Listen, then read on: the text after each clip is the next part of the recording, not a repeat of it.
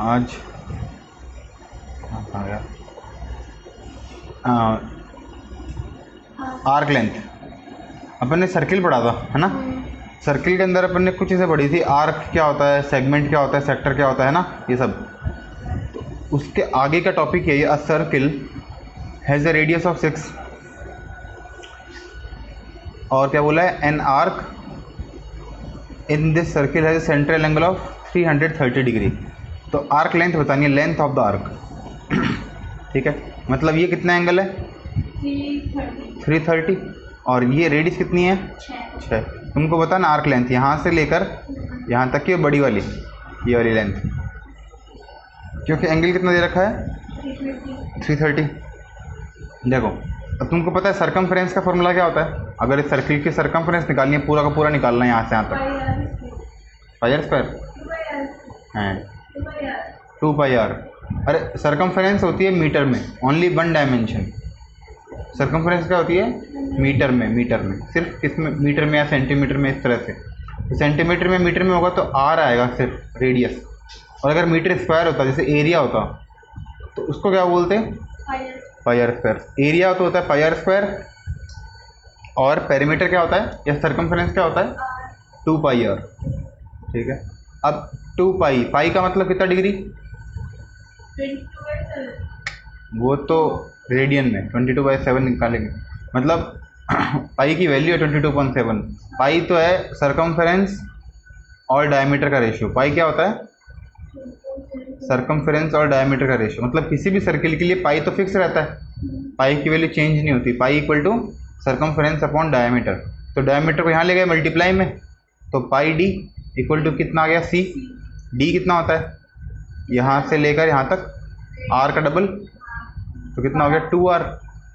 तो पाई की जगह लिख दिया, हाँ डी की जगह लिख दिया 2r। पाई ऐसा कैसा, नहीं इस क्वेश्चन की बात नहीं कर रहा, नॉर्मली वैसे 2 पाई आर आ गया सी। अब पाई होता है पूरा का पूरा ये 180 डिग्री, तो 2 पाई कितना हो गया 360 डिग्री। तो अगर 360 डिग्री है तो 360 डिग्री के लिए अपने पास सरकमफेरेंस है सी, और यहाँ पे क्या है 2 पाई आर लिखा हुआ है।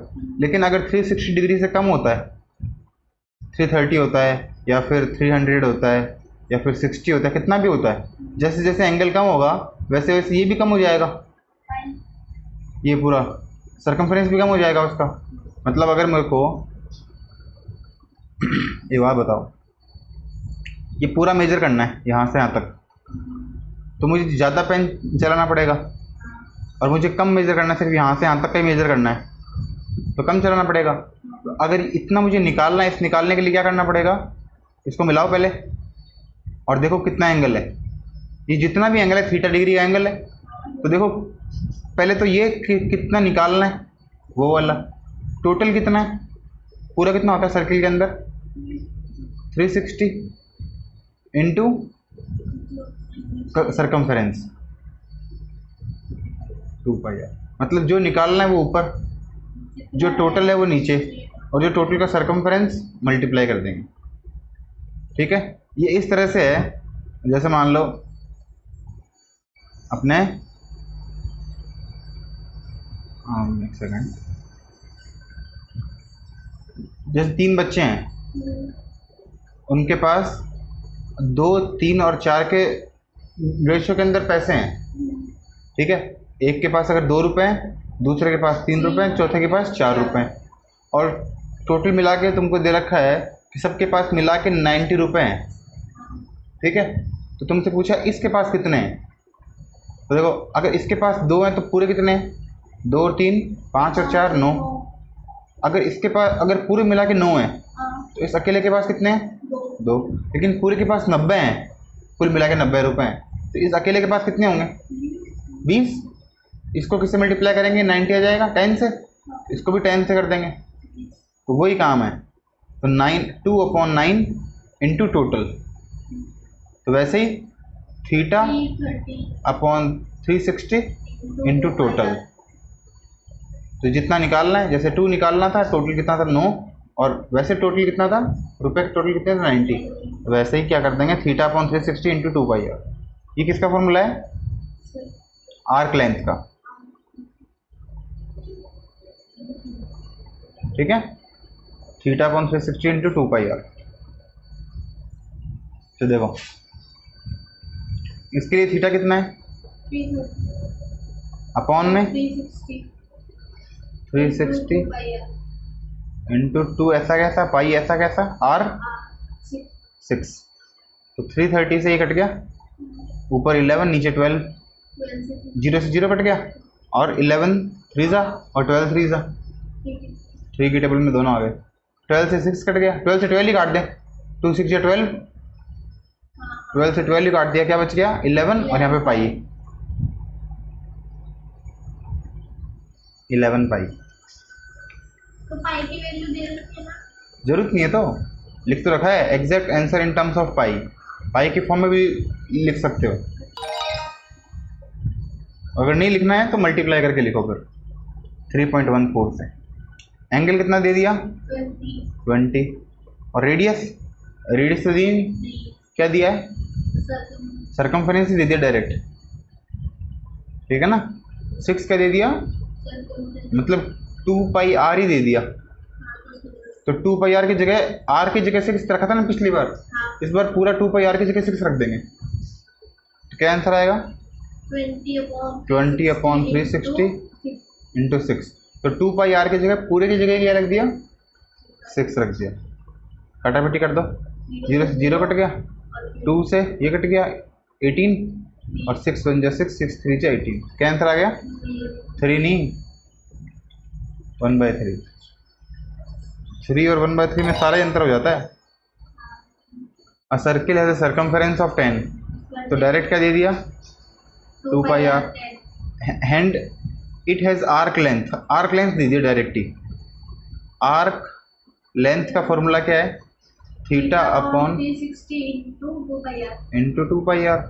तो इस बार आर्क लेंथ दे दिया आपने को, इसकी जगह क्या रख देंगे, इक्वल टू की जगह इक्वल टू, थीटा पता है नहीं, तो थीटा की जगह थीटा, 360 की जगह 360 इंटू 10, 0 से 0 कट गया, 36 चला गया ऊपर मल्टीप्लाई में, 9 into 36 upon 2 equal to theta. 2 से 36 कट गया, 18 इंटू 9 162। एंगल कितना आ गया 160, ठीक है। मतलब अपने पास क्या क्या होता है इसमें, एक तो थीटा होता है, एक 2 पाई आर होता है, 360 तो हमेशा पता ही है, इसमें तो चेंज आएगा नहीं, और arc length. What is the length of the arc, radius दे रखा है, और एंगल दे रखा है 288, तो 288 अपॉन इंटू 2 पाई इंटू 4, ठीक है।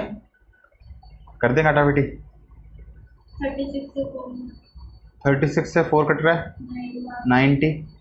90 से 2 भी कट रहा है 45। अब ये कैसे कट रहा है 9 से, 9 5 जा 45, और 9 3 जा, और 9 2 जा, 9 3 जा 27, एक बच गया, 9 2 जा 18, 32 अपॉन 5 पाई, 32 पाई अपॉन 5, ठीक है। आगे देखो, perimeter of shapes with arcs, ये सेम फॉर्मूला लगेगा, अभी जो निकाला था वही है। क्या पूछा है इसने, find the perimeter of the shape.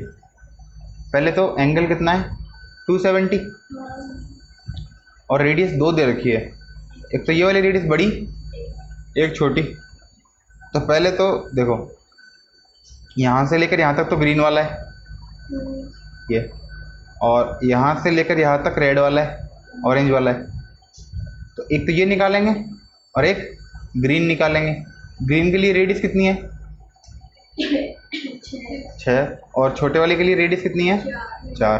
तो पहले theta upon 360 into 2 pi into एक बार तो 4 एक बार 6, तो वापस प्लस करके थीटा 360 और 2 पाई इंटू 6, ठीक है, देखो ये इसमें भी है और ये इसमें भी है, कॉमन आ गया, तो थीटा अपॉन 360 2 पाई कॉमन आ गया, बच गया इसमें 4 और प्लस इसमें 6, कितना हो गया 10, इसको 10 लिख दो, 10 से 0 कट गया, थीटा कितना है